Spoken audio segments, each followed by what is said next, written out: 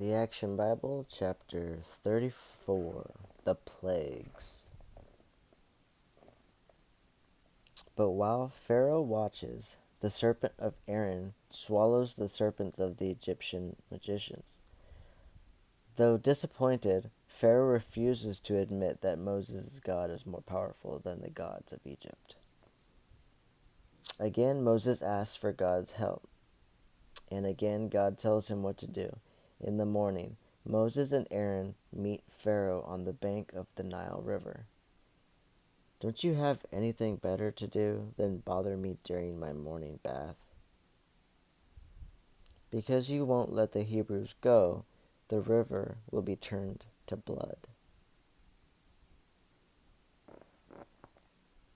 At Moses' command, Aaron strikes the water with his rod, and the water turns red. My sorcerers can do the same thing. If they're such great sorcerers, why don't they turn the Nile back into water? But this they cannot do, and the Nile remains blood for 7 days.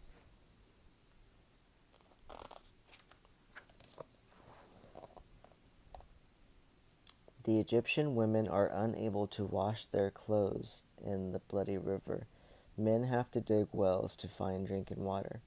Finally, the river is clear again, but still Pharaoh will not listen to Moses' plea, and so God sends a different plague.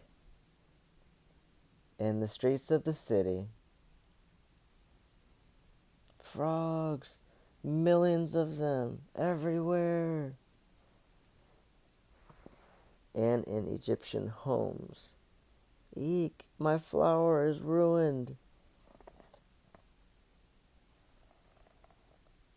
Even in the palace, I can't stand these filthy creatures. Send for Moses and Aaron. Ask your God to take away the frogs, and I will let the Hebrews go. It will be as you say. But when the frogs are gone, Pharaoh breaks his promise, so God proceeds with his next wonder. God torments the Egyptians with a plague of gnats. They infest everything. The Egyptians can't get them out of their houses. Their hair, even their beds.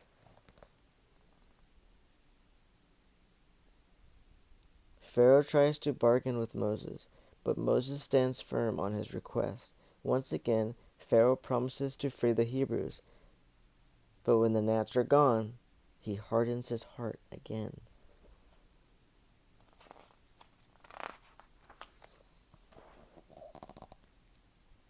As if the gnats weren't bad enough, God follows them with a plague of flies. Flies are in everything. The Egyptians can't keep them off their food or off their faces, but no flies trouble the Hebrews in Goshen.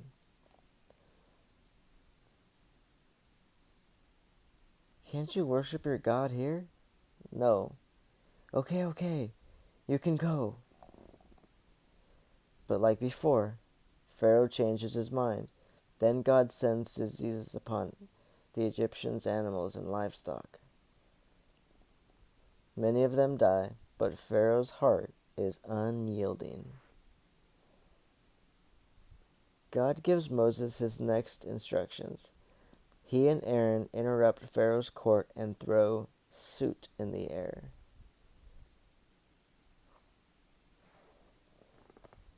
Immediately, Pharaoh and his advisors break out in painful sores and boils. The rest of Egypt is struck with the same disease as well, but Pharaoh stubbornly refuses to recognize God's power and authority. Father, why were the slave drivers so cruel today? They are always cruel, son, but right now they are angry to be suffering from terrible boils while we remain healthy and strong. Still, Pharaoh keeps the Hebrews in Egypt, so a terrible storm strikes. Hailstones as big as my fist. Throughout the land, the Egyptian farmers watched the storm with terror. Our crops are ruined.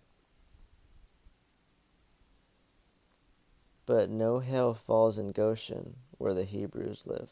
Pharaoh calls Moses to him. I have sinned. The Lord is right, and I am wrong. Pray to the Lord for us. We have had enough of the hail, and I want to let you go. But just like every other time, once the plague is lifted, Pharaoh changes his mind.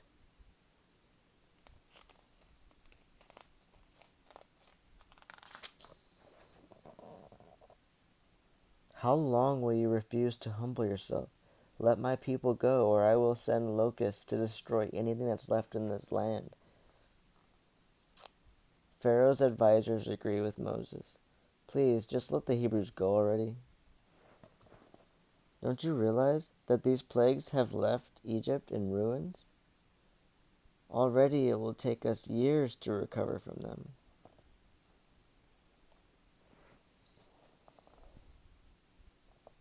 Begrudgingly, Pharaoh calls Moses back to him. Fine, go worship your Lord, who were you planning on taking? We will take our young and old, our sons and daughters, our flocks and herds. No, just the men. Locusts it is.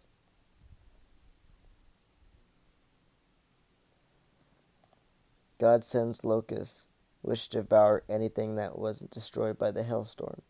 Then, when Pharaoh's heart remains hardened against the Israelites, God makes the day as dark as night. End of chapter.